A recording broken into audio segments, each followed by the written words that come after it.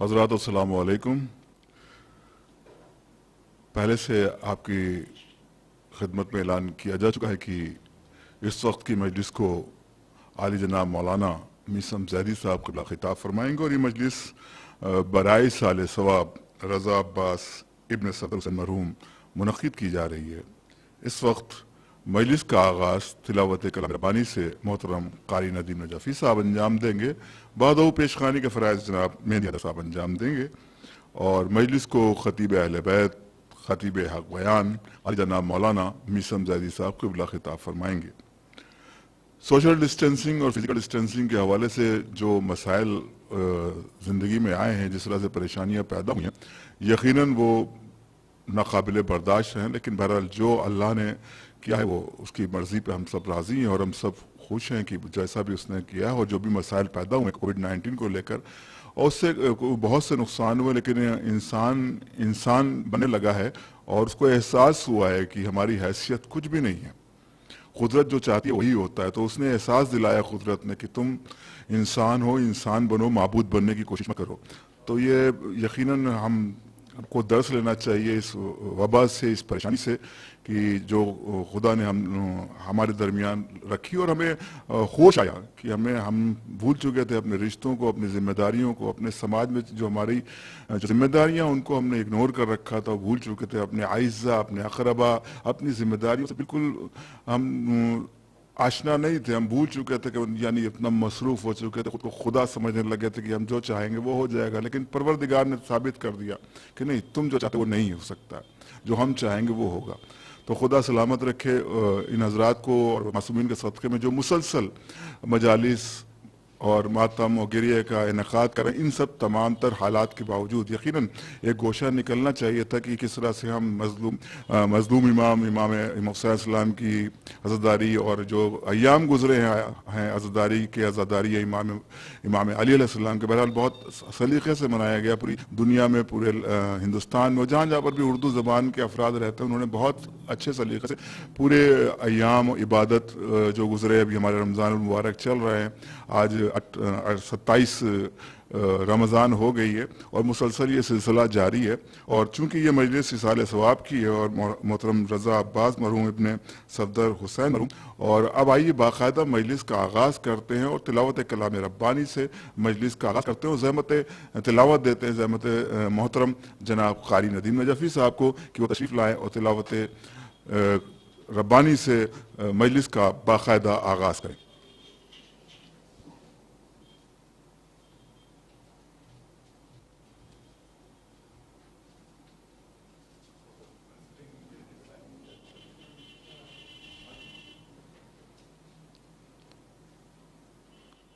اللهم صل على محمد وآل محمد.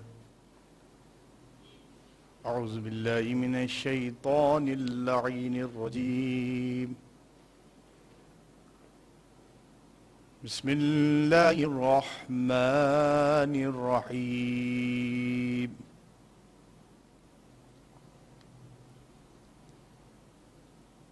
إنا أرسلنا إليكم رسولا شاهدا عليكم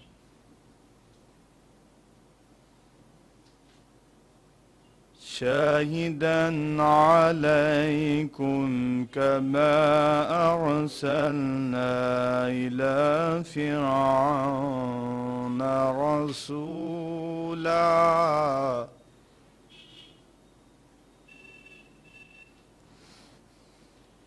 فعصى فرعون الرسول فأخذناه أخذا وبيلا.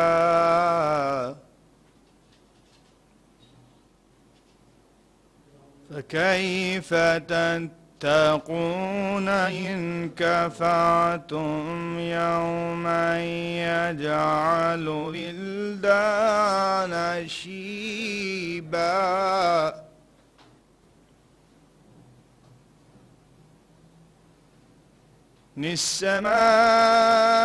السماء منفطر به كان وعده مفعولا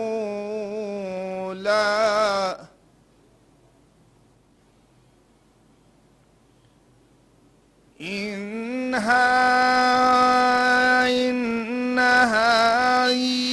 تذكرة فمن شاء اتخذ إلى ربه سبيلا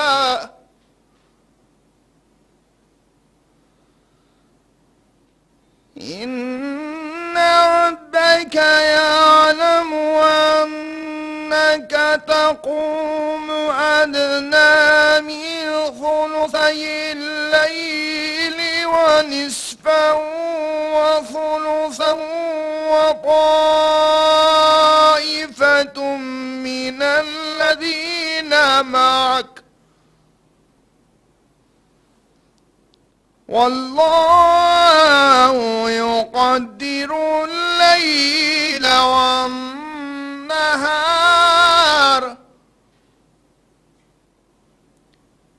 علم أن لن تحصوا فتاب عليكم فاقرؤوا ما تيسر من القرآن علم أن سيكون منكم مرضى وآخرون يضربون في الأرض يبتغون من فضل الله وآخرون يقاتلون في سبيل الله فاقرؤوا ما تيسر منه وأقيموا الصلاة وآتوا الزكاة وأقرضوا الله قرضا حسنا وما تقدموا لأنفسكم من خير تجدوه عند الله هو خيرا وأعظم أجرا واستغفروا الله الرحيم صدق الله العلي العظيم وصدق رسوله النبي الكريم وصدق شهداء كربلاء والصديقين لي خمسة نلفي بها حر الوباء الحاتمة المصطفى والمرتضى وابنهما والفاطمة اللهم صل على محمد وآل محمد.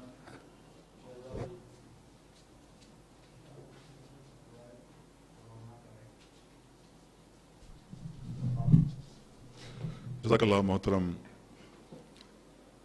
कारी नदीम नजफ़ी साहब, आपने तिलावत के साथ साथ कोरोना जैसी वबा को दूर करने के लिए दुआ भी पढ़ी। और ये मजलिस इस वक्त ऑनलाइन ग्राफ एजेंसी पर और फेसबुक पेज आज़ा खान गुलाम ने अब्बास अलैहिस्सलाम खैरपुर पर लाइव चल रही है। और ये मजलिस बराए साल सवाब मोहतरम रज़ा अब्बास इब्ने सफदर हुसैन मरहूम मुनक़्क़िद की इस मजलिस को खिताब फरमाएंगे आली जनाब मौलाना मिसम ज़ैदी साहब क़िबला। और कल शब में ठीक 8:45 पर मजलिस एक और मुनक़्क़िद होगी बराए साल सवाब जाफ़री बीबी मरहूमा बिनत सैयद अहमद हुसैन मरहूम। और इस मजलिस को आली जनाब मौलाना तहज़ीबुल हसन साहब क़िबला इमाम जुमा रांची खिताब फरमाएंगे। मुमकिन से गुजारिश है कल 8:45 पर आप फिर से ऑनलाइन आएँ। और कल ही शब में एक मखसूस लेक्चर जिसका टॉपिक है खौफ इलाही, इसको ज़ाकिरा शहरोज़ जाफ़र ढल्ला आपसे रूबरू होंगी टोरंटो कनाडा से। और ये हमारे चैनल पर लाइव रहेंगी कल शब में ठीक 10 बजे। तो आइए मजलिस کا آغاز باقاعدہ ہو چکا ہے تلاوت کلام ربانی سے۔ اب پیش خانی کے لیے میں زحمت سخن دے رہا ہوں محترم جناب مہدی حیدر صاحب سے کہ وہ تشریف لائیں اور بارگاہ امام میں منظوم نذرانہ عقیدت پیش فرمائیں۔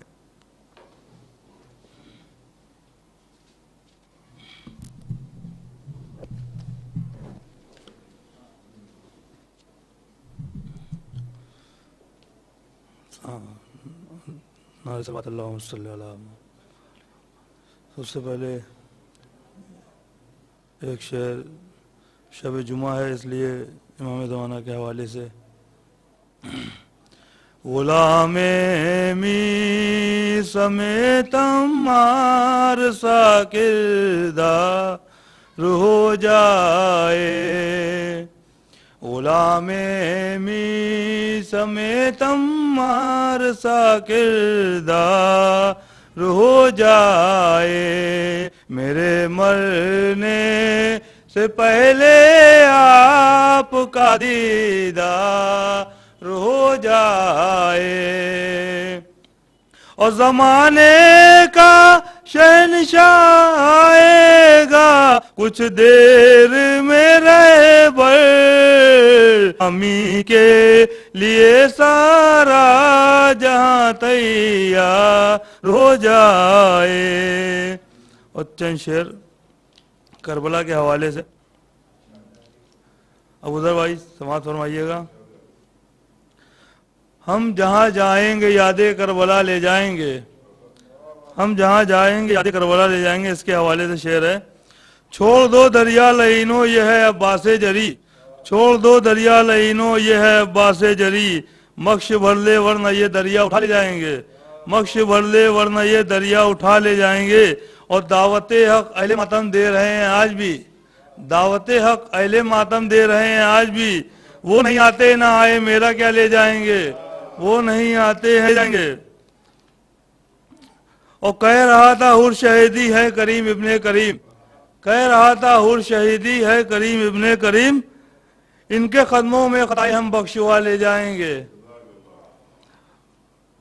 اور یہ بھی شعر سمجھ فرمائیے: ان کی منزل ہے الگ رستے سفر بھی ہیں الگ، ان کی منزل ہے الگ رستے سفر بھی ہیں الگ، ہم دعائے فاطمہ وہ بد دعا لے جائیں گے، ہم دعائے فاطمہ وہ بد دعا لے جائیں گے۔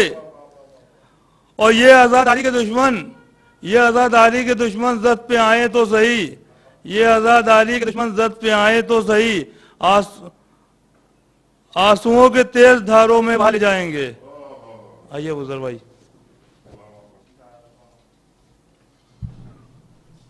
جزاک اللہ محترم مہدی حیدر صاحب، آپ نے بہترین کلام سامعین کے حوالے پیش فرمایا، اور یہ مجلس برائے سال ثواب رضا عباس ابن صفدر حسین مرحوم منعقد ہونے جا رہی ہے۔ تلاوت کلام ربانی سے مجلس کا باقاعدہ قاری ندیم نجفی صاحب نے آغاز کر دیا، پیش خوانی کے فرائض بھی مکمل ہوئے، اور اب میں زحمت دوں گا مجلس کی خطابت کے لیے عالی جناب مولانا میر سمزاری صاحب قبلہ سے کہ وہ تشریف لائیں۔ اور ساتھ ہی ساتھ میں آپ کو یہ بھی بتا دوں کہ یہ مجلس اس وقت گراف ایجنسی پر اور ساتھ ہی ساتھ فیس بک پیج آزا خانہ غلامان عباس علیہ السلام خیر پور پاکستان سے بھی لائیو ہو رہی ہے، اور گزارش کی جاتی ہے محترم میر سمزاری صاحب سے کہ وہ تشریف لائیں اور باقاعدہ مجلس کا آغاز فرمائیں بر محمد و آل محمد صلوات۔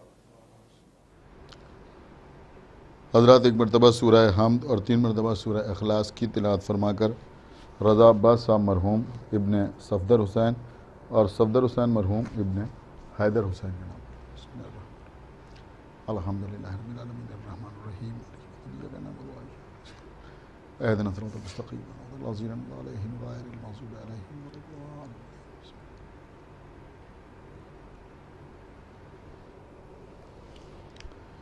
فاتحہ۔ الحمدللہ رب العالمین الرحمن الرحیم ایاک نستعین اهدنا الصراط المستقیم صراط الذین انعمت علیہم غیر المغضوب علیہم۔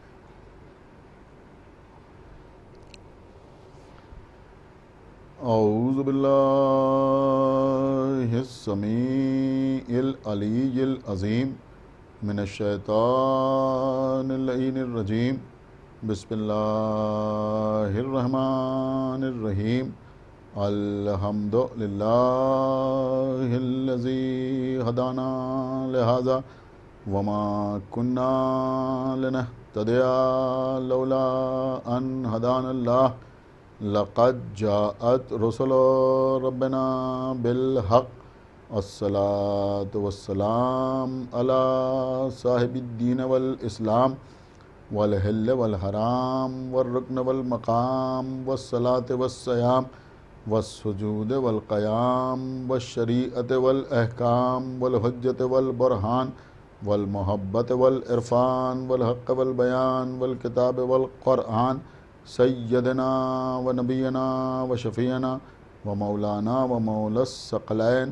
جد الحسن والحسین ابی القاسم محمد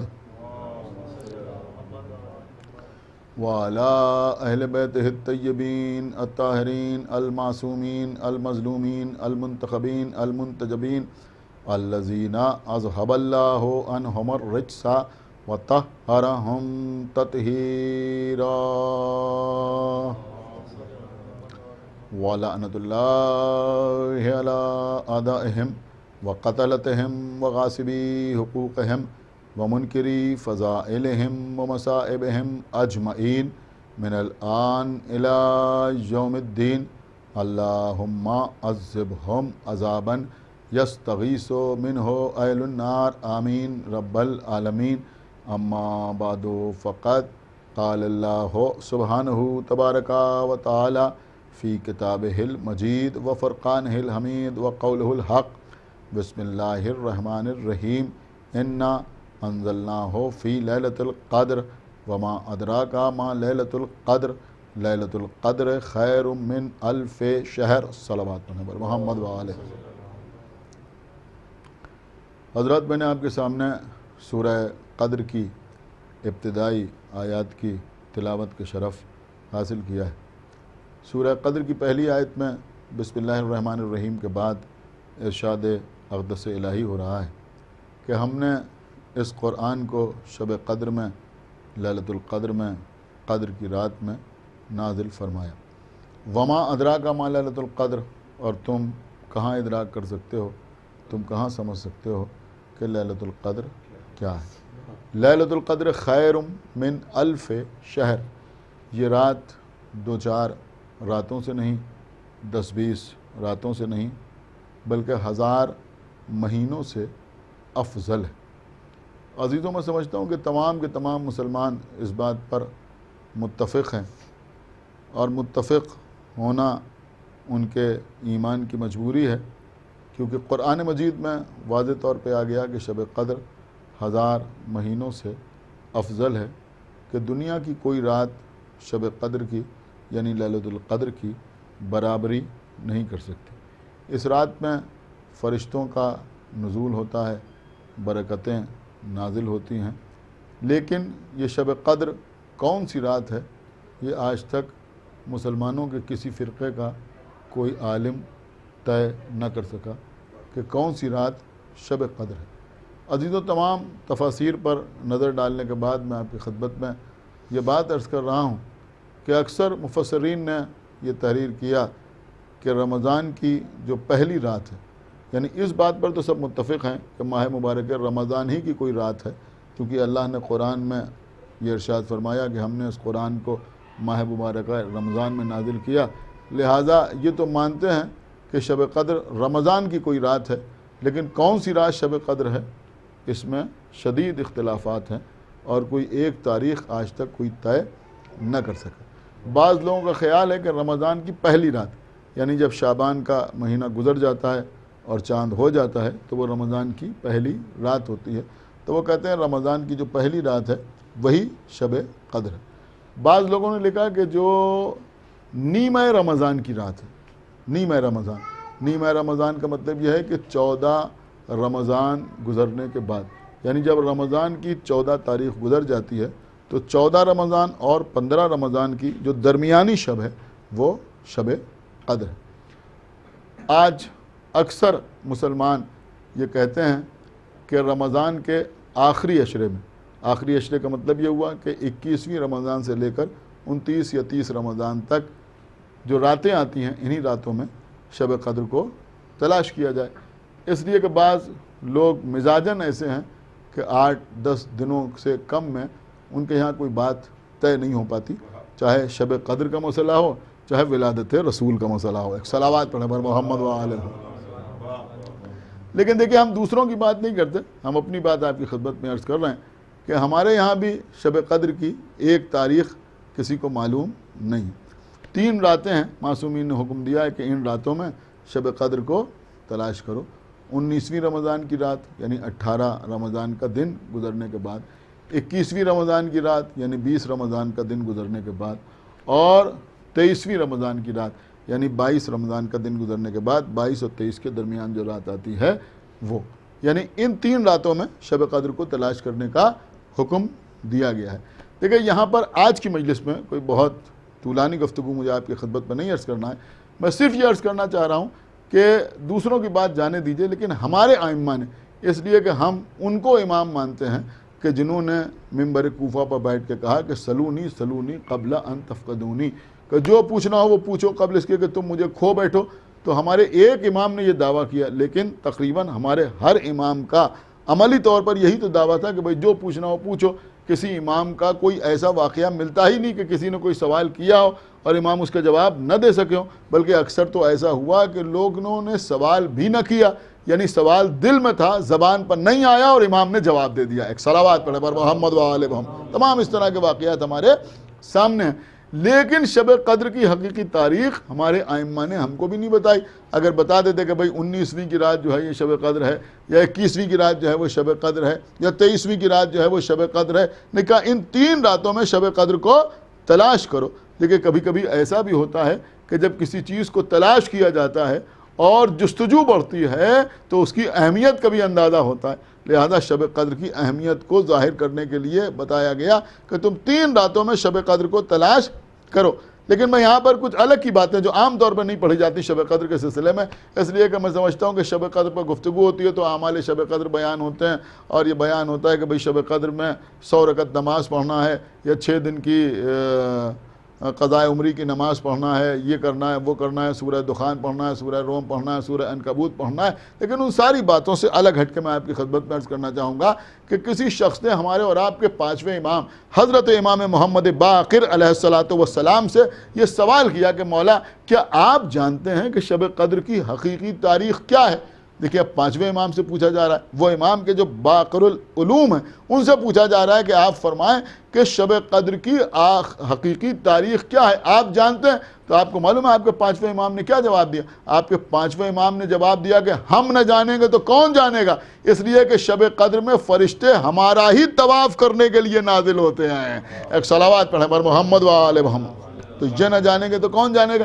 یہ جانتے ہیں، لیکن جب جانتے ہیں تو پھر بتایا کیوں نہیں؟ دیکھیں بہت توجہ آپ حضرات کی، جب جانتے ہیں تو پھر بتایا کیوں نہیں؟ اس کے لیے آپ کو سمجھنا پڑے گا۔ دیکھیں ہمارے اور آپ کے چھٹے امام حضرت امام جعفر صادق علیہ الصلوۃ والسلام، ہمارے چھٹے امام امام جعفر صادق علیہ الصلوۃ والسلام اور ہمارے 5ویں امام، یعنی یہ امامین جو ہیں ان کا زمانہ وہ زمانہ تھا کہ جب بنی امیہ اور بنی عباس کے درمیان اقتدار کے سلسلے میں جنگ چل رہی تھی، یعنی بنی امیہ سے اقتدار بنی عباس کی طرف منتقل ہو رہا تھا، اس لیے کہ بنی عباس جنگ کر رہے تھے بنی امیہ سے، ان کو حکومت سے بے دخل کرنے کے لیے اور خود حکومت پر قابض ہونے کے لیے، اور بہت زیادہ رستہ کشی ہو رہی تھی بنی امیہ اور بنی عباس کے درمیان۔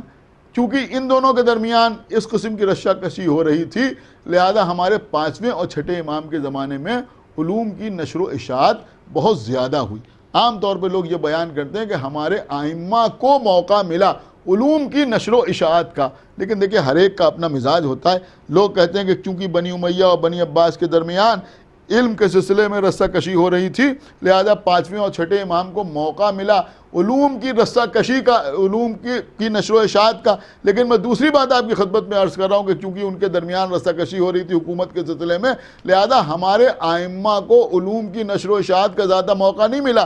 مسئلہ یہ ہے کہ ہمارا تو ہر امام علوم کی نشر و اشاعت کرتا رہا، حقیقت یہ ہے کہ ان کی اس جنگ کی وجہ سے لوگوں کو یہ موقع ملا کہ وہ ہمارے ائمہ سے زیادہ فائدہ اٹھائیں۔ سمجھ رہے ہیں آپ؟ تو 5ویں اور 6ٹھے امام کا زمانہ، اور پھر خاص طور سے ہمارے 6ٹھے امام امام جعفر صادق علیہ الصلوۃ والسلام ہماری جانب قربان، ایک صلوات پڑھیں بر محمد و آل محمد۔ آپ اگر غور کریں تو 6ٹھے امام نے جہاں تمام کے تمام علوم کی نشر و اشاعت کی، وہیں ہمارے امام کے شاگردوں کا ایک خاص گروہ تھا، جس میں جو لوگ شامل تھے ان میں خاص لوگوں کے نام میں آپ کی خدمت میں عرض کر رہا ہوں۔ مثلا جناب ابو بصیر، امام کے خاص ترین شاگرد جناب ابو بصیر، ان کے علاوہ جناب ہشام، یہ بھی امام کے شاگرد، جناب فضال، اس کے علاوہ جناب علی ابن محمد جو مومن طاق کہلاتے ہیں، اس قسم کے امام کے بہت سے شاگرد تھے، اور یہ وہ لوگ تھے کہ جو امام کے شاگردوں کے شاگرد نہیں تھے، بلکہ خود امام کی صحبت میں بیٹھتے تھے اور امام سے کسب علم کرتے تھے۔ اب جب کوئی امام کے پاس آتا تھا، دیکھیں تمام کتابوں میں یہ سارے واقعات موجود ہیں، جب کوئی امام کے پاس آتا تھا اور خاص طور سے ولایت اہل بیت کے سلسلے میں بحث کرنے کے لیے کوئی آتا تھا، امام سے بحث کرنے کے لیے آیا۔ اب جب کوئی بحث کرنے کے لیے آتا تھا اور خاص طور سے خلافت امیر المومنین کے سلسلے میں یا ولایت اہل بیت کے سلسلے میں، رسول کے بعد حق خلافت کس کو حاصل تھا اس کے سلسلے میں، یا فدق کے سلسلے میں، یا اس طرح کے موضوعات پر اگر کوئی بحث کرنے کے لیے آتا تھا تو امام اس کو دیکھتے تھے اور اس سے 2 منٹ گفتگو کرتے تھے، اور اس کے بعد امام خود سلیکٹ کرتے تھے اپنے کسی شاگرد کو۔ مثلا جناب فضال سے کہا کہ تم بحث کرو، اب جناب فضال بحث کر رہے ہیں، امام کے سامنے بحث کر رہے ہیں، امام کے سامنے مناظرہ ہو رہا ہے اور امام خاموش ہے، اور وہ بحث کر رہے ہیں، گفتگو کر رہے ہیں، اور اس کے بعد بہرحال وہ واپس جاتا تھا۔ اب جب واپس جاتا تھا تو میں ایک جملہ ضرور آپ کی خدمت میں عرض کروں گا کہ آنے والا اگر غیرت دار ہوتا تھا تو قائل ہو کے واپس جاتا تھا، اور اگر بے غیرت ہوتا تھا تو لاجواب ہو کے واپس جاتا تھا۔ یعنی 2 باتیں تھیں، یا تو قائل ہی ہو کے واپس چلا گیا یا لاجواب ہو کے واپس چلا گیا۔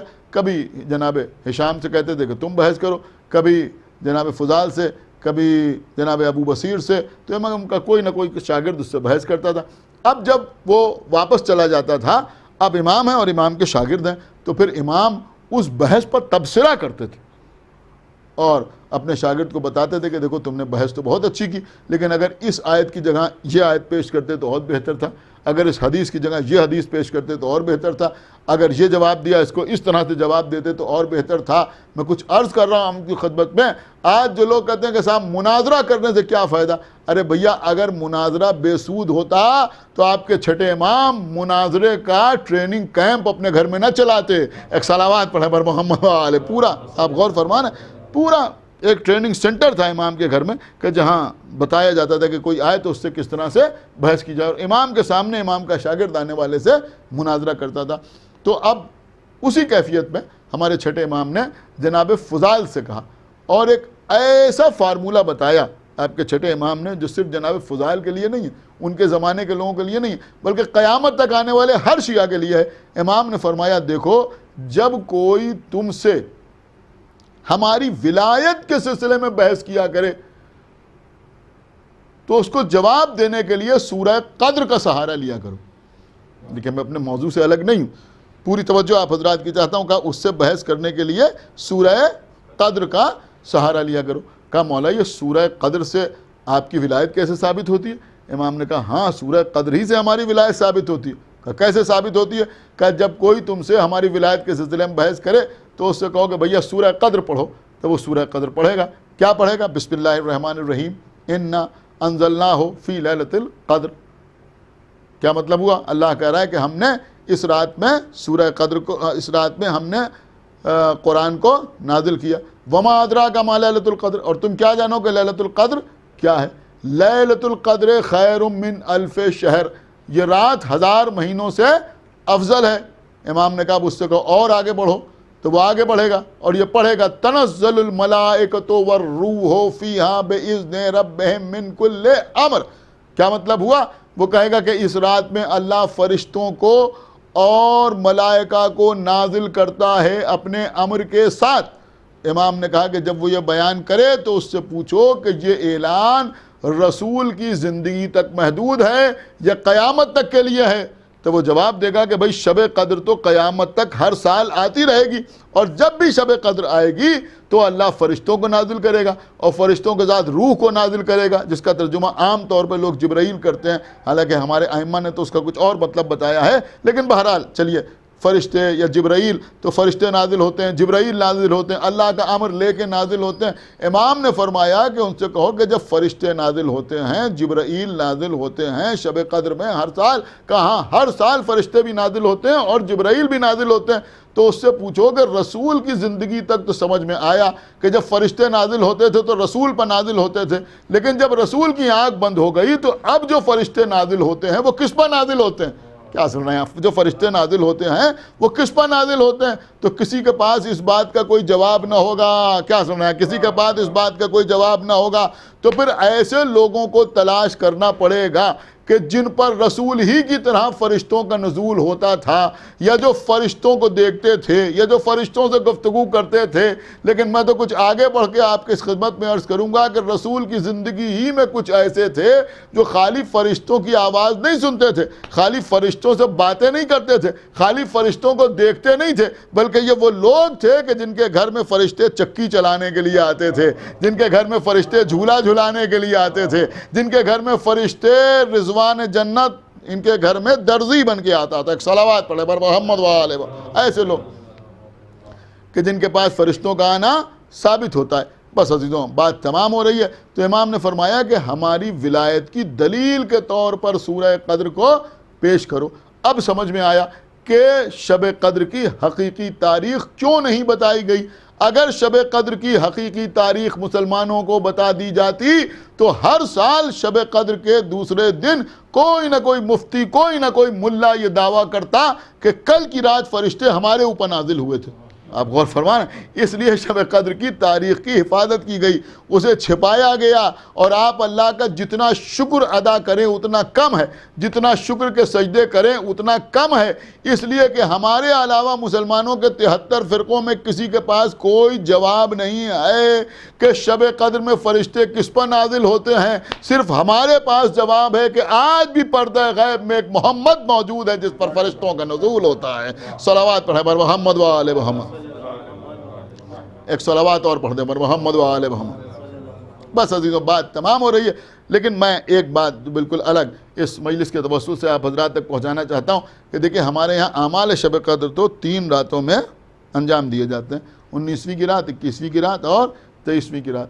لیکن 23ویں کی رات میں شب قدر کے جو اعمال انجام دیے جاتے ہیں اس میں ایک خصوصی اہتمام ہوتا ہے، خصوصی اہتمام ہوتا ہے، زیادہ کیفیت ہوتی ہے۔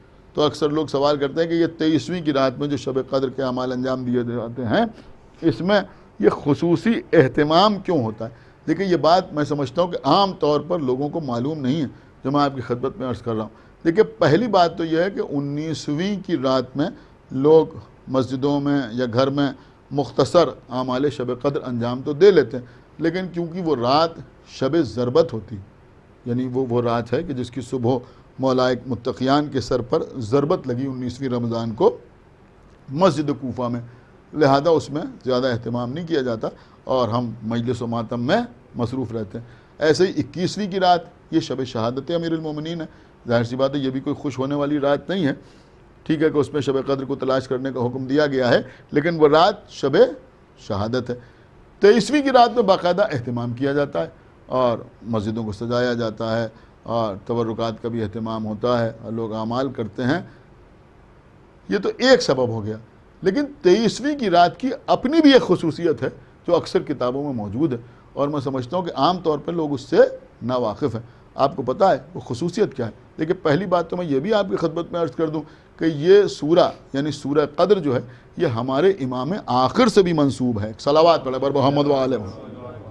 اور پھر آپ یوں بھی سمجھ سکتے ہیں کہ جب شب قدر آتی ہے تو امام ہی کے پاس فرشتوں کا نزول ہوتا ہے۔ بھائی اس زمانے میں فرشتے نازل ہوں گے تو کس پر نازل ہوں گے؟ ہمارے امام ہی پہ تو نازل ہوں گے فرشتے نا، سال بھر کے امر کو لے کر امام کے پاس فرشتوں کا نزول ہوتا ہے۔ دیکھیں 23ویں کی رات وہ رات ہے، اقوال معصومین سے یہ بات ثابت ہے کہ 23ویں رمضان کی رات ہی وہ رات ہے کہ جس دن امام کو یہ اشارہ دیا جائے گا کہ اس سال آپ کو ظہور فرمانا ہے۔ ایک صلوات پڑھے بر محمد وآلہ محمد۔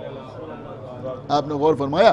یہ خاص بات ہے 23ویں کی. میں سمجھتا ہوں کہ یہ بات عام طور پر لوگ نہیں جانتے، لہٰذا میں نے آپ کی خدمت میں عرض کیا. یعنی امام کا ظہور کس تاریخ میں ہوگا یہ ایک الگ مسئلہ ہے، لیکن 23ویں کی رات وہ رات ہے کہ جس میں امام کو یہ اشارہ دے دیا جائے گا اور بتا دیا جائے گا کہ اس سال آپ کو ظہور فرمانا ہے. ایک صلوات اور پڑھیں محمد و آل محمد.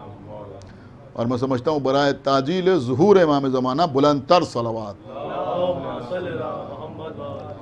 بس قبل بات کو میں نے تمام کیا. تو یہ وہ رات ہے. کون سی رات؟ شب قدر کی رات. اللہ نے اس تاریخ کے بارے میں مسلمانوں کو بتایا نہیں. کوشش کرتے ہیں کہ اس لیے تلاش کرنے کی کوشش کرتے ہیں کہ اس رات میں اللہ نے قرآن کو نازل فرمایا اور صاف صاف کہا کہ انا انزلناہ فی لیلۃ القدر. لیل کا مطلب رات. تو کیونکہ اللہ نے قرآن میں ایک رات کا تذکرہ کر دیا، لہذا سارے مسلمان اس رات کو تلاش کرنے کی کوشش کر رہے ہیں. اب آپ مجھے بتائیں کہ یہ شکایت کا مقام ہے یا نہیں ہے کہ اگر اللہ نے ایک رات کا تذکرہ کیا تو اس رات کو تو سارے مسلمان تلاش کر رہے ہیں، اور اسی قرآن میں سورہ مائدہ میں اللہ نے ایک دن کا تذکرہ کیا. آپ غور فرمائیں کس طرح کیا. بسم اللہ الرحمن الرحیم. الیوم اکملت لکم دینکم واتممت علیکم نعمتی ورضیت لکم الاسلام دینا. اللہ کہہ رہا ہے کہ آج کے دن ہم نے دین کو کامل کر دیا اور نعمتوں کو تم پر تمام کر دیا. نعمتوں کو تم پر تمام کر دیا اور آج اللہ تمہارے دین سے راضی ہو گیا. کس سے راضی ہو گیا؟ دین سے راضی ہو گیا. تو بھیا رات کو تو سب ڈھونڈ رہے ہیں اور دن کو سب نے فراموش کر دیا کہ وہ دن کون سا دن ہے کہ جس میں اللہ نے دین کو کامل کیا. ایک صلوات پڑھیں پر محمد و آل محمد. اب میں ایک جملہ آپ کی خدمت میں عرض کروں گا کہ اب لوگ کہیں گے کہ اس رات کا اس دن سے کیا تعلق ہے؟ ارے بھیا رات وہ ہے جس پہ قرآن نازل ہوا اور پہ دین کامل ہوا. آپ غور فرما رہے ہیں. تو اب اس رات میں 100 رکعت نماز سارے کے سارے افراد پڑھتے ہیں. آج تک کسی نے سوال نہیں کیا کہ بھئی یہ شب قدر میں 100 رکعت نماز کیوں پڑھی جائے، یہ 6 دن کی قضاء عمری کیوں پڑھی جائے.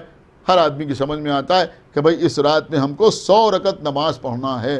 عزیزوں شکایت تو اسی بات کی ہے کہ شب قدر کی 100 رکعت نماز سمجھ میں آتی ہے اور غدیر کی 2 رکعت نماز سمجھ میں نہیں آتی.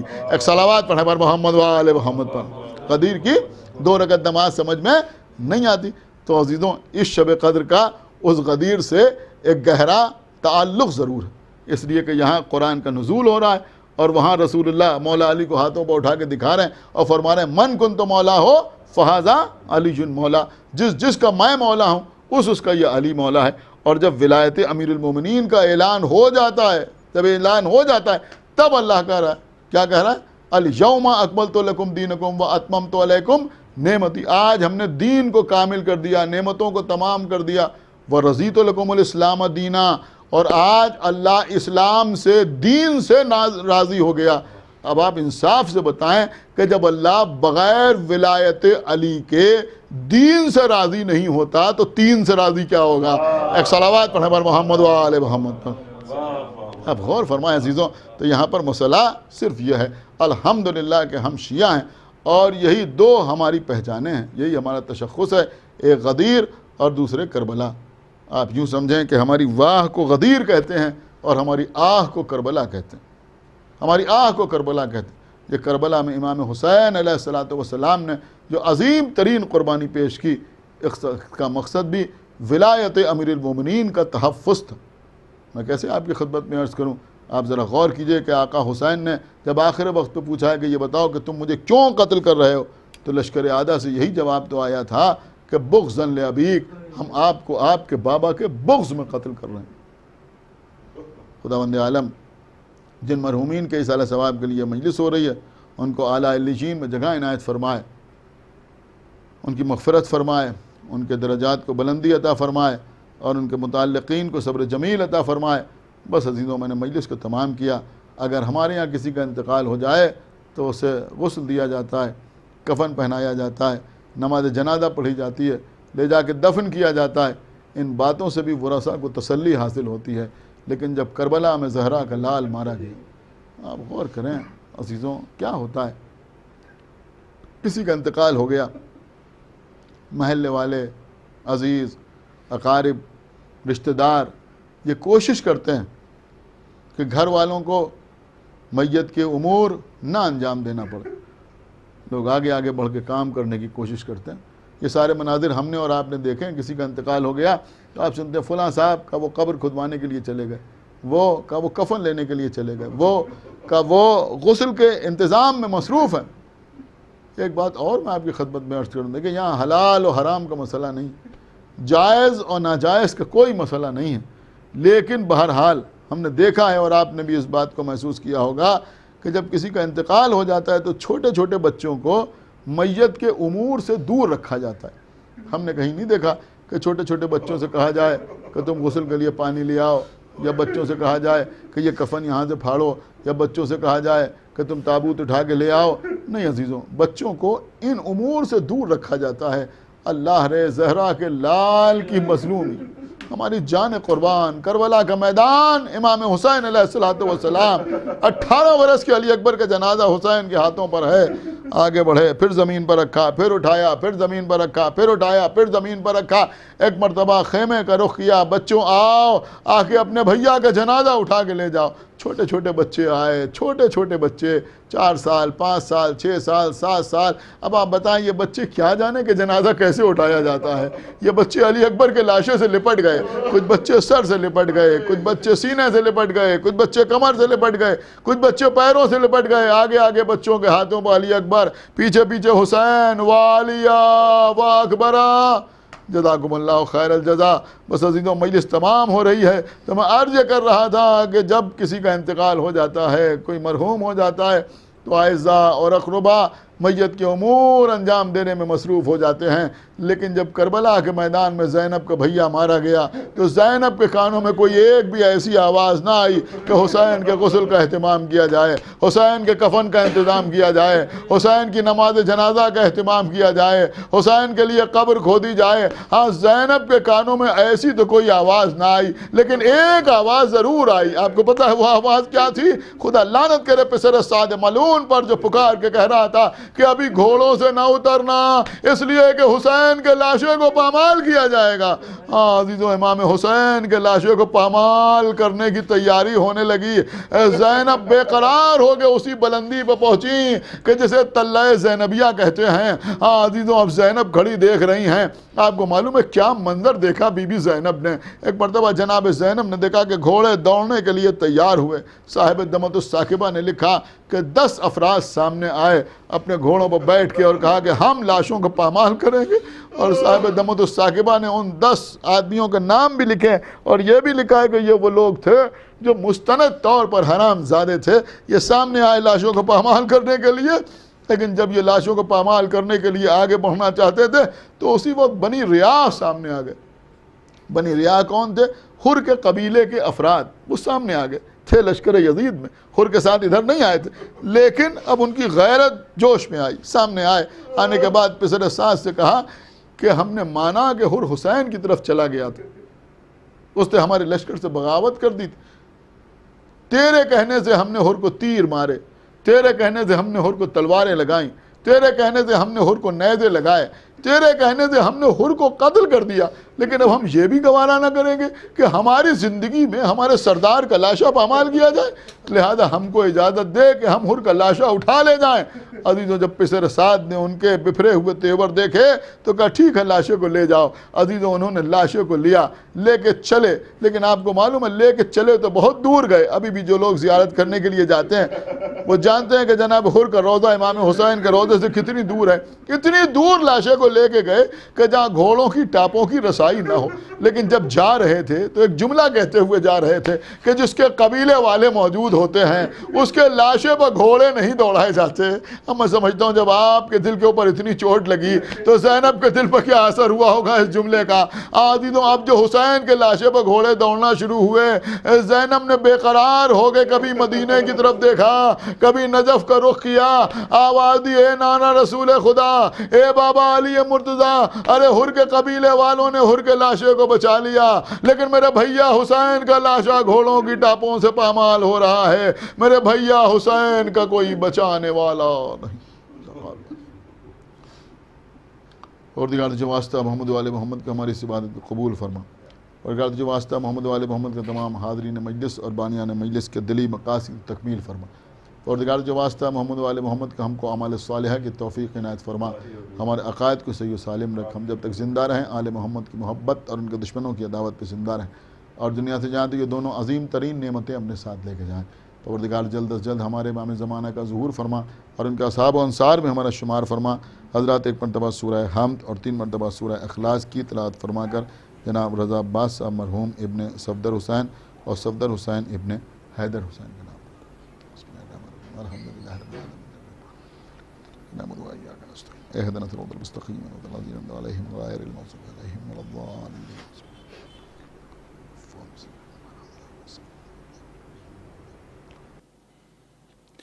جزاک اللہ محترم مولانا میثم زیدی صاحب، بہترین اصال ثواب ہوا اس گریہ کے حوالے سے اور نصیحت آمیز تقریر کے حوالے سے، سورہ قدر کے حوالے سے جو آپ نے گفتگو فرمائی اور جس سے ایک درس بھی حاصل کیا ہم لوگوں نے کہ غدیر بھی یاد رکھے اور شب قدر بھی یاد رکھے، اور یہ بہترین اصال ثواب ہو رہا تھا اور سلسلہ جاری ہے محترم رضا عباس ابن صفدر حسین مرحوم کے لیے۔ اور اب میں نوحہ خوانی کے لیے گزارش کرتا ہوں محترم قائم مہندی صاحب سے کہ وہ تشریف لائیں اور اپنی پردرد آواز میں سامعین کے حوالے نوحہ پیش کریں۔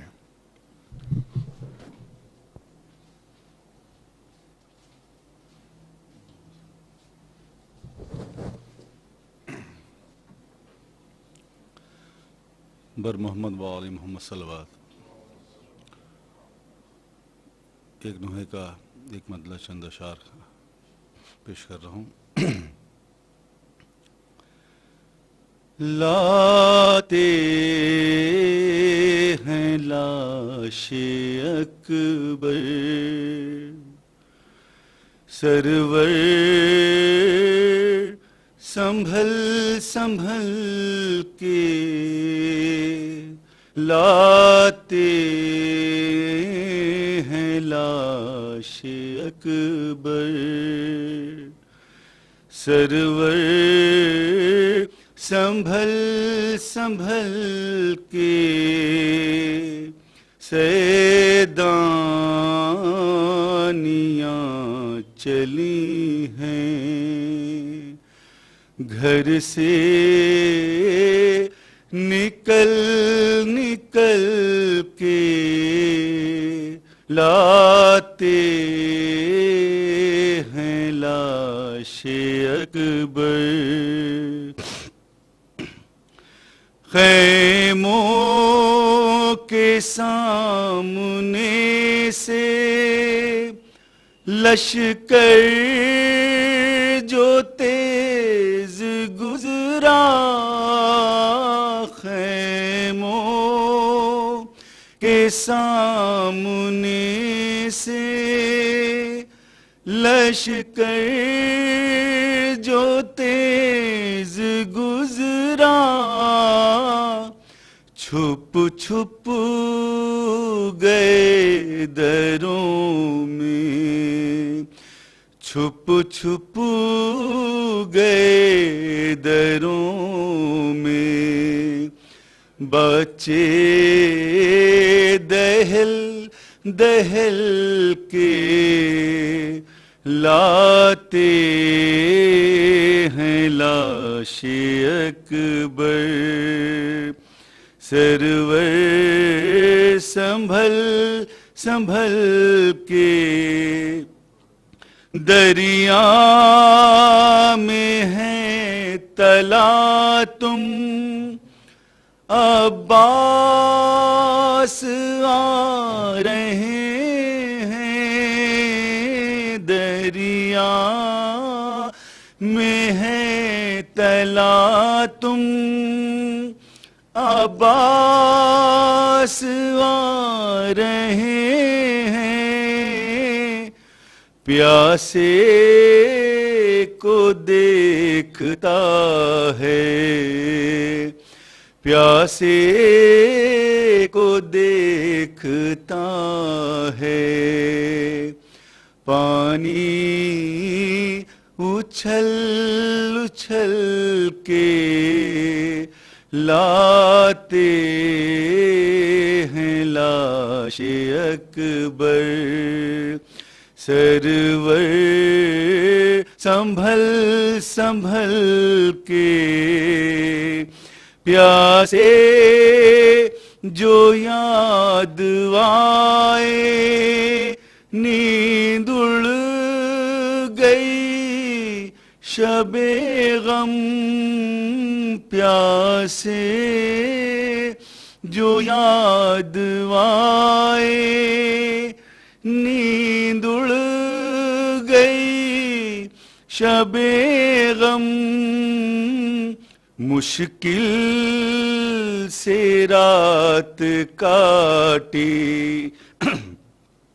मुश्किल से रात काटी हुर ने टहल टहल के लाते हैं लाशे अकबर सरवर संभल संभल के सुगरा को साथ अपने शह करबला न लाए सुगरा को साथ अपने शह करबला न लाए वो हो रहे गई वहीं पर वो रहे गई वहीं पर दिल को मसल मसल के लाते हैं लाशे अकबर सरवर संभल संभल के ज़ैनब के ये पिसर हैं हैदर के हैं नवासे ज़ैनब के ये पिसर हैं हैदर के हैं नवासे लश्कर को देखते हैं लश्कर को देखते हैं तेवर बदल बदल के लाते हैं लाशे अकबर सरवर संभल संभल के